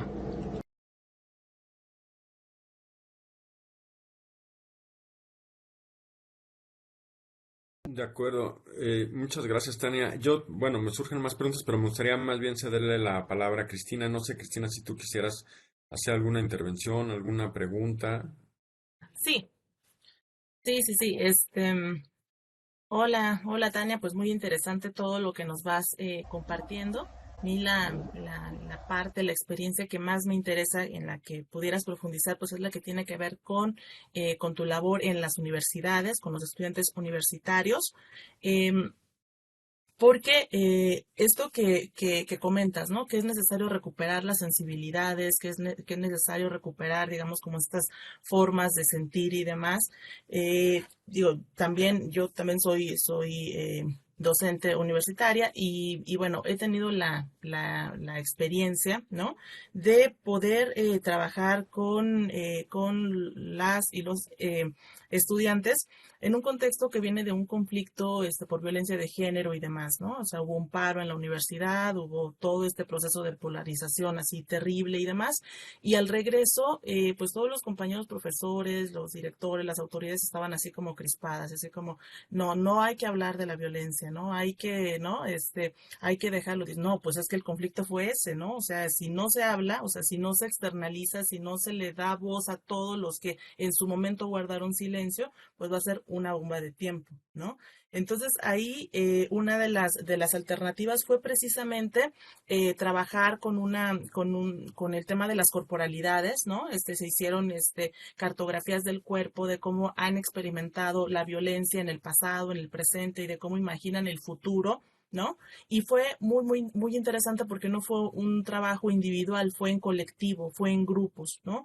Y únicamente, o sea, esa experiencia de escuchar cómo cada compañero y cada compañera había vivido en la infancia, en la adolescencia, las violencias, les hizo resignificar, ¿no? Primero, pues las demandas que se tenían con respecto al movimiento y no verlo nada más como en blanco y negro, ¿no? Como es un grupo, es algo que está dañando a la universidad y demás, pero sobre todo lo que se creó fue un espacio de escucha, ¿no? Que eso es algo que creo que en las aulas universitarias no se tiene todo el tiempo, ¿no? O más bien la forma tradicional también impide que se gesten o que se den esos espacios, ¿no? Entonces, el recuperar, el construir en colectivo ese espacio de escucha, en formar una especie de refugio en el cual se pudieran compartir esas experiencias, ¿no? Y que se pudiera también decir cómo se imaginan el futuro, ¿no? Cómo quisieran ellos el futuro, pues fue realmente una experiencia pues muy liberadora para ellos y en los términos en los que tú nos hablas también sanadora, ¿no? Porque fue poder reconocer, verbalizar y externar, ¿no? Todo lo que se venía arrastrando, ¿no? Todo con lo que están lidiando, pero también, o sea, en esto que hablas, en no reconocernos como víctimas, fue, pues, reconocer que de alguna manera han sobrevivido a un montón de situaciones sumamente violentas, ¿no? Sumamente agresivas, ¿no? y que bueno, pues ahí estaban, ¿no? Aquí seguían y que podían también imaginar el mundo, ¿no? Imaginar el futuro de una manera distinta. Entonces, en todo esto que nos cuentas, pues yo encuentro muchos puntos de convergencia, ¿no? No tiene los nombres, no tiene, digamos, como toda esta filosofía que tú nos compartes, pero sin embargo, digamos, en el punto o sea, ¿qué es lo que se busca? ¿Qué es lo que se está, digamos, tejiendo en lo colectivo? Pues coincide, ¿no? Coincide y sobre todo, pues se da en un espacio universitario que yo creo que es muy, muy importante problematizar, ¿no? Porque esto que hablas del cambio en lo pequeño y demás, bueno, pues las escuelas pueden ser dos cosas, ¿no? Digamos, si se mantiene así como ese sistema tradicional, pues nada más reproducir lo que ya sabemos que se está reproduciendo, pero también, ¿no? Si modificamos en algo, pues ahí viene también como ¿no? Como este germen, ¿no? Para transformar y para proponer algo distinto. Entonces, a mí me gustaría que nos pudieras compartir cómo haces tú esta labor desde el espacio universitario, o sea, cómo lo tomas, cómo lo asumes, cómo lo vas guiando, ¿no? Porque sí es así pues todo un desafío, ¿no? Qué forma le vas a dar, cómo irlo guiando y cómo no imponer tampoco, ¿no? Desde afuera, así como lo que tú quieres, ¿no? Que te digan, ¿no? Lo que tú quieres, provocar, ¿no? Entonces, a mí me gustaría pues eso, que nos compartieras más acerca de cómo es tu trabajo en las aulas. Bueno, en principio yo trabajé durante muchos años con estudiantes de colegio, desde 4 años hasta 17 años. Me fueron pasando a medida que iba trabajar en un colegio alternativo llamado Pucllasunchis. Entonces, hay una cosa muy linda respecto de esta asociación educativa, que no es elitista, no lo es. Por el contrario, nos interesa replicar la calle allí, es decir, que se mezcle todo con todo con todo, y es real. Entonces esa era una de las cosas importantes. Yo parto del arte, ¿no? Estudié comunicación porque, en fin, había que estudiar algo en mi universidad gratuita porque no habían artes en mi lugar, pero algo que le pareciera, estudié eso, pues por ahí ya después me fui a hacer mis especialidades, ¿no? En artes escénicas y tal. Pero comprobé de que ya llevaba la formación y comprobé de que lo profesional tiene que ver con las horas humanas que le destinamos a una actividad por día, y ese es el verdadero nivel de especialidad, ¿no? Lo demás son solo cartonocracias que también la hegemonía ha creado para que unos se sientan más importantes que otros y no más. Pero a nivel de la universidad trabajo ahora sí adrede con chicos y chicas que se están formando para docentes interculturales bilingües. Y entonces tengo felizmente la complicidad del grupo que gesta la Escuela de Educación Superior Pedagógica Pucllasunchis para hacer lo que me da la mera gana. O sea, felizmente también soy salvaje con mis horarios ahí, también saben de que soy salca, soy energía no domesticable, y si es que quieren que aporte, no es que voy a ir a imponer mis normas allí, pero sí saben de que les daré mi tiempo todo lo más amorosamente posible, lo más comprometidamente posible, pero que no voy a hacer algunas cosas, no voy a hacer sus documentaciones y esto por elección propia. Si no me quieren pagar, no importa, felizmente me pagan, felizmente me aceptan como soy, pero además tengo la oportunidad de crear el curso que me da la gana. Entonces, en el contenido cero, porque también este planteamiento pedagógico tiene que ver con incluso horas de volver a tejer nuestras formas de escritura antigua, o sea, tienen horas de tejido, tienen horas de astronomía inca, tienen horas de Mincaricui, que es aula abierta a todos los maestros que no tienen cartón en la humanidad. Entonces un día recibimos a a un astrónomo ecuatoriano, otro día recibimos a un violinista que nunca tuvo ni primaria completa, pero es el padre de los violines ayacuchanos del Perú, etcétera, etcétera, ¿no? Entonces también yo me inventé un curso que se llama concretamente Laboratorio para la Resignificación de la Memoria Histórica. Entonces he conformado a partir de ese laboratorio un laboratorio que se ha ido expandiendo por Latinoamérica, y algunos de sus episodios los hemos grabado con la participación de gente de todas partes del mundo. Ese laboratorio fue un poquito mirado de casualidad por algún historiadora que se fueron sumando y me regalan horas, felizmente, o sea, me regalan horas para el laboratorio, para tocar algunos temas de la historia, tipo las rebeliones del sur, ¿no? Desde 1586 hasta 1826, etcétera, para justo reivindicar las participaciones de los no nombrados de la historia. Miles y millones de mujeres y miles de gentes también que, por ejemplo, tú te acuerdas de Bolívar, pero no te acuerdas de quién hizo la caravana por los Andes congelados para que tú y yo estemos pensando en un país independiente hoy, ¿no?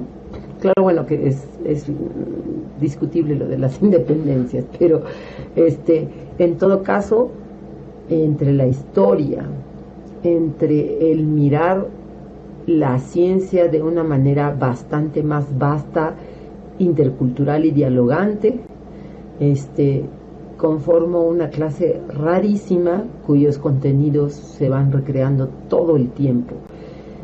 Y los chicos y chicas valoran mucho este espacio. Esto me gusta porque sí lo veo ahora que ya están practicando, algunos ya han egresado de la universidad y otros que están practicando, y los veo, voy a hacerles el seguimiento, su abordaje de los temas, el uso del espacio, ¿no? Ya no les importa la infraestructura, no están en el aula, están al lado del río, en sus comunidades, están utilizando esto, hacen conversatorios, hacen,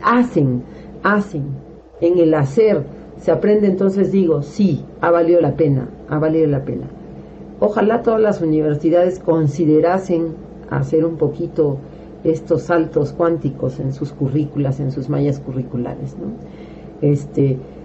Pero allí donde no hay la suerte que yo tengo, le toca al teatro, le toca a las artes escénicas, le toca a todas las artes, le toca cumplir esa función pedagógica, pero no pues en la pedagogía chatamente,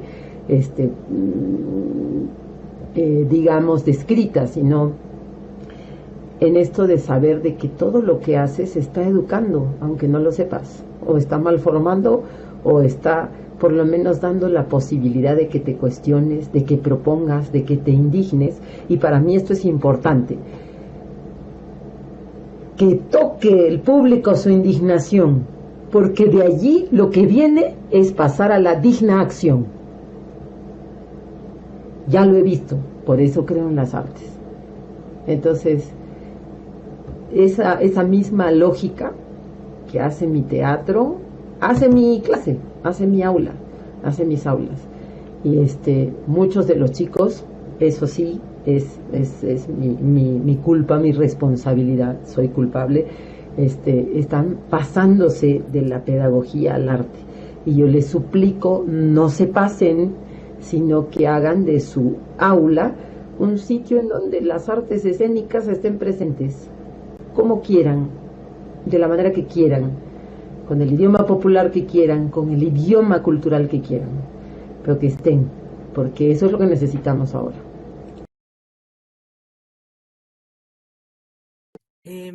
Sí, bueno, justo en esto que nos comentas de que, bueno, después de que tienen la experiencia en el aula, ¿no? Están optando algunos de tus estudiantes por el arte, ¿no? Igual, pues tiene mucho que ver con los pocos, las pocas situaciones en las que se tiene esa oportunidad, ¿no? Como de poder experimentar con otro tipo de sensibilidades y demás, y en el momento en el que se logra, pues puede ser así como un momento revelador, ¿no? Que realmente se quiera continuar y demás.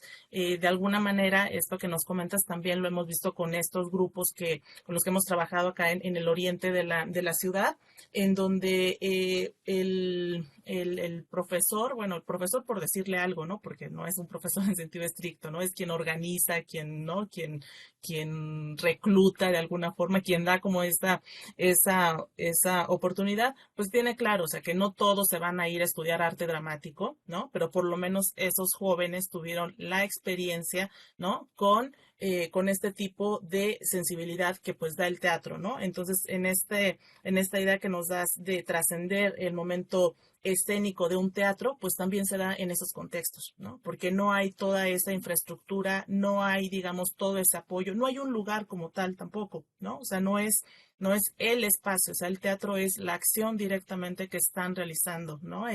En colectivo y con las carencias que te puedas imaginar, ¿no? Entonces, igual en ese sentido digo que hay muchos cruces, ¿no? Y es muy interesante cómo se puede como traducir de alguna manera, ¿no? Esto que nos comentas a lo que también vemos en nuestros propios contextos, ¿no? Y bueno, pues igual en esa misma vía, lo que quería preguntarte, ¿cuáles son las principales resistencias que enfrentas así también en lo cotidiano? Porque pensar algo de una manera distinta, proponer algo de una manera distinta a como se está acostumbrado, ¿no? A hacer las cosas, pues implica también eso, ¿no? Implica como enfrentarte a quienes no quieren que se cambie nada, ¿no? A quienes quieren que se mantenga toda esta lógica, tanto en las escuelas como en el arte, ¿no? Esto que nos hablas del elitismo, por ejemplo, ¿no? Pues está presente también como una especie de resistencia, ¿no? Como una frontera ahí que te imponen, o sea, no, tú no vas a ser parte de este grupo selecto y demás, ¿no? Entonces, ¿tú cómo, desde tu experiencia, desde tu trabajo, te enfrentas a estas resistencias? ¿Cuáles son las principales? ¿Cuáles son las que más te imponen, las que más te implican?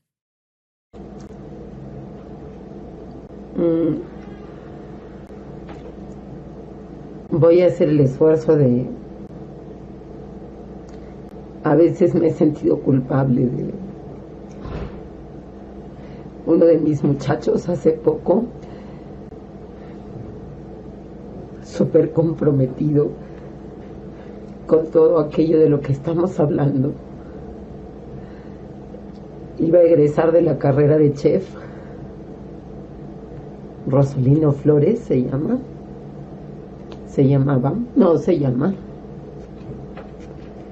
Recibió por la espalda a menos de 2 metros 36 balazos. En un momento en el que, organizado con sus compañeros, bajo estas reflexiones, no puede ser indiferente con lo que sucede.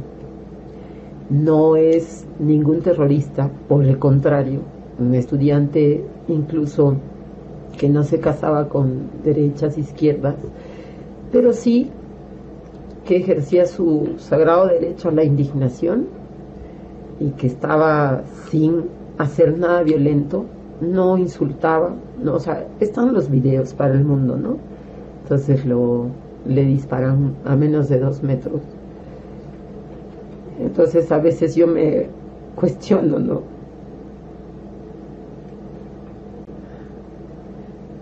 Tengo que perder a más muchachos tengo que hablarles de otra cosa. Y al final ellos mismos, durante el entierro, que se convirtió en una fiesta, porque él ha resistido durante más de 56 días vivo. Habían momentos en los que hablaba y habían momentos en los que entraba en estado de inconsciencia. De la boca del mismo y de los chicos durante la fiesta del sepelio, comprendo que hay que hacerlo más fuerte que nunca, que si hay alguna radicalidad en la que creer es justo en resignificar los contenidos de la educación y de la escena. Ambas cosas están casadas de antemano. Entonces, a veces pues nos ha tocado perder, ¿no? No es fácil. No es fácil porque luego, cuando yo me vi con la familia, le dedicamos hace poco una obra de teatro que ya tiene varios años en repertorio, pero invitamos a la familia y cuando llegaron estaban más agradecidos que resentidos con el teatro, porque, a ver, les cuento la última anécdota, ¿no? Habíamos creado un sistema de comunicación con Rosalino cuando no podía hablar, su hermano en realidad, ¿no? Y cuando no estaba pudiendo hablar, él sí era ajustarle el dedo y él no dejárselo sin ajustar. Y en un momento le dice, o sea, preguntaban tonterías también para jugar un poco y distender la situación dolorosa, ¿no? Entonces, en un momento que ya estaba muy mal, le dice, ¿y tú crees que todo esto valió la pena? ¿Que valió la pena que estés como estás? ¿Que valdría la pena si te tienes que ir? ¿A cambio de qué? ¿A cambio de algún cambio? ¿Tú crees que esto va a cambiar algo? ¿Tú crees? Y él le apretó fuerte, fuerte, fuerte, fuerte, fuerte, fuerte el dedo. Y al poco rato se fue, ¿no? Entonces, o sea, lo primero es que en este momento, yo en la pandemia, hasta la pandemia pensaba de que estábamos ante una juventud con anomia, que no reaccionaba, que le importaba solo su ombligo, pero hay muchas juventudes diferentes, pues hay gente de alta montaña que no tiene idea de los procesos de la urbe, gente de la Amazonía, y cuando los juntas en algún espacio común, más bien quieren hacerlo todo y a veces no encuentran el cómo.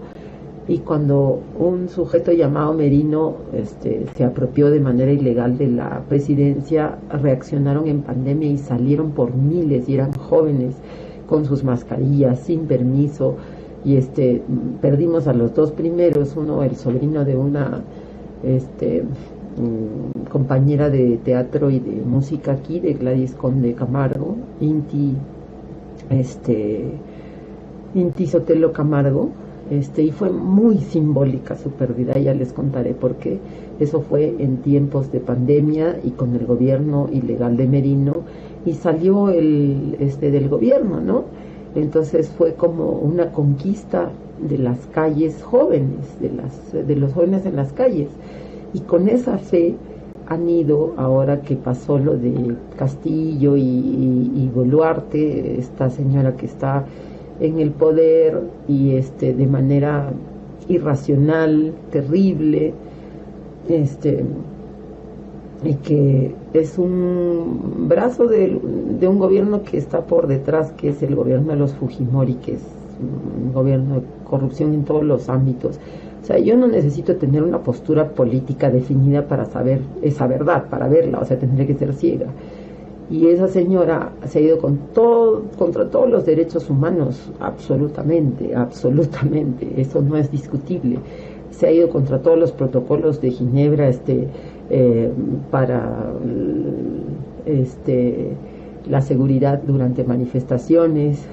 Se supone que son parabólicas los lanzamientos de bombas lacrimógenas, nos ha dado directo. Hemos perdido mucha gente, pero lo que me duele más es pues haber perdido a Rosalino directamente. Obviamente todos me duelen, pero a quien has conocido y que tiene se compra tu discurso si quieres, pero lo hace suyo, no es porque sea tuyo, sino porque resuena con ese discurso. De todas maneras es inevitable saber de que, carajo, de repente lo has empujado un poquito a eso, ¿no? Entonces, esa es una de las cosas terribles de este tiempo, de la coyuntura actual, el terruqueo. Nos terruquean si es que no estamos con el discurso. Entonces, es duro porque te va la vida en ello, pero si no lo consideráramos imprescindible y justo, pues ya hace rato nos hubiéramos ido a la parte cómoda, que es a cada rato me ofrecen empleo en universidades de otras naturalezas y ya pues ahí me podría quedar a ganar mi platita tranquila, pero no es mi naturaleza, ni es la de estos jóvenes que están creciendo en indignación y que también son maravillosos y propositivos. Los veo, y esa es mi esperanza, masivamente organizados aquí, y sí, formándose también para generar cuadros hasta políticos. No es lo que no es mi finalidad, pero es indivisible, pues. Si gestas cosas por la vida, te haces de la cantera del arte, no puedes ser indiferente al contexto político, van mezclándose las cosas, ¿no? Eso es una mierda, dolorosísimo para mí, pero esa es la principal resistencia coyuntural. Y la otra, de siempre, en países como los nuestros, y en particular en el Cusco, y con una capital tan racista y colonialista y discriminadora como lo es la nuestra, es pues descolonizar nuestra vida, nuestro obrar, nuestra historia, nuestra organización política, nuestra organización cultural, hasta lo que les venía contando, hasta el resignificar, el rediseñar, el rehacer nuestros escenarios, etcétera, ¿no? Nuestras líneas de tiempo teatrales. Yo también vengo de la formación se origina con Aristóteles y continúa, ¿no? Y qué estaba pasando con el teatro de la India, en Kerala, los movimientos que he visto son increíbles. ¿Qué estaba pasando en Latinoamérica en ese tiempo? ¿De qué teatralidades estábamos hablando? ¿De qué teatro? ¿De qué artes escénicas? ¿De qué otro tipo de artes, no? Entonces nos queda una tarea permanente, la resistencia en la descolonización. Y al descolonizar, los principales problemas, entre ellos también el feminismo que me cruza, tiene muchas posibilidades de solución, de victoria, pero toca hacerlo de a pocos y a pulso, ¿no? Ay, ya, si sigo hablando creo que nos vamos hasta mañana. Muchas gracias, Tania. Bueno, pues muchísimas gracias, Tania. Ya nos estamos, la verdad es que como tú lo acabas de decir, hay muchísimos temas y podríamos extendernos así. Deberíamos hacer unas 2 sesiones adicionales contigo porque se nos quedan muchos temas en el tintero. Pero bueno, ya estamos muy cerca del tiempo. Willy, no sé si andas por ahí todavía, si quisieras Sí, hacer claro. alguna pregunta adicional, algún comentario para ir cerrando, redondeando. No, pues agradecerle a Tania y a lo mejor invitarla a que nos regale un comentario de cierre de algo que ella considere importante mencionar y que no hayamos tocado en este momento. 2 cositas. La primera, que creo que todo artista escénico ahora está más obligado que nunca, no solo a capacitarse en temas de lenguaje y los idiomas artísticos.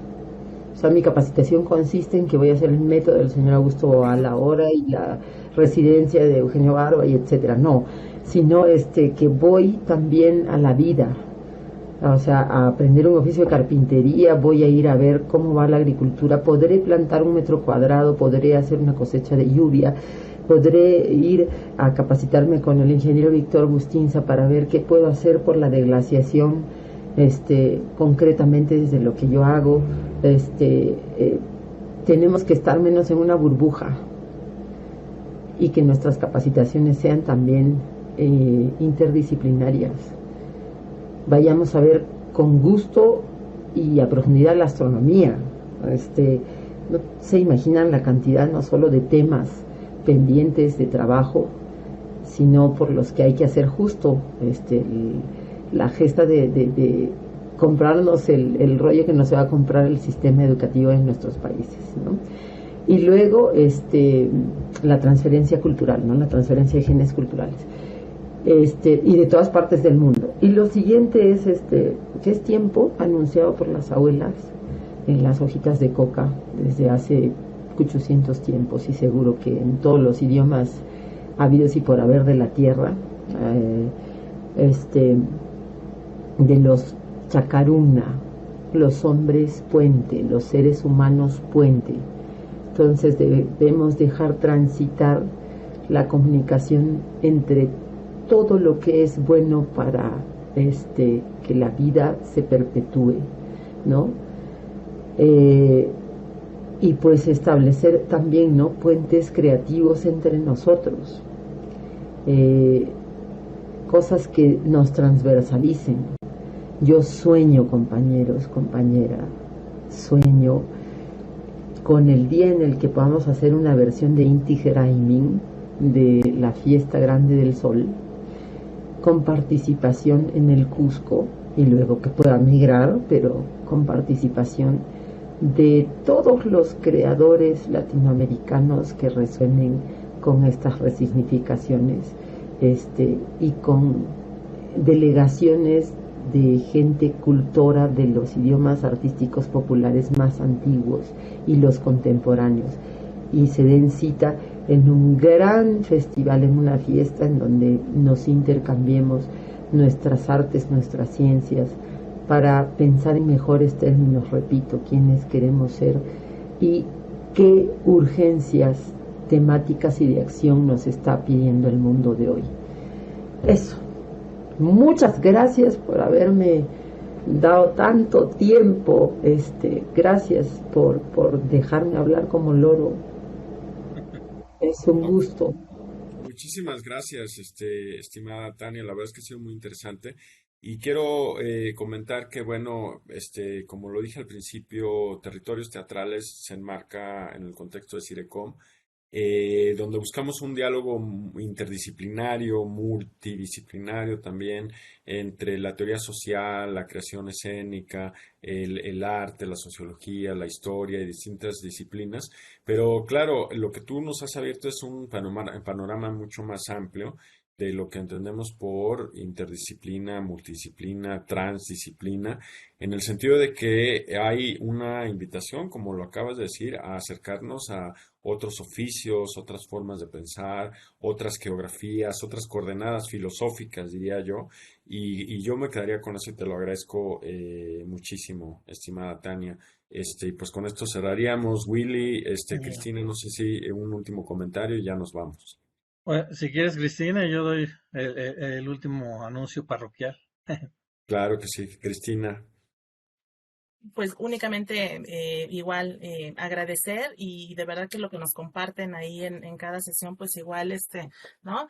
Tiene esa resonancia, y la verdad pues es un gusto. Lo digo, ha habido mujeres que han estado acá. Digo, a mí no es un asunto ahí de género ni mucho menos, pero claro que tiene una implicación pues mucho más cercana, por supuesto. Entonces, pues nada, que te agradezco mucho esto, y sobre todo saber que, bueno, pues que de alguna manera no son casos aislados. No es que pues uno esté solo y que nadie más está como en esa línea. Siempre ese sentirse acompañado, sentirnos acompañadas, pues es muy importante, y es algo que de verdad te agradezco mucho, ¿no?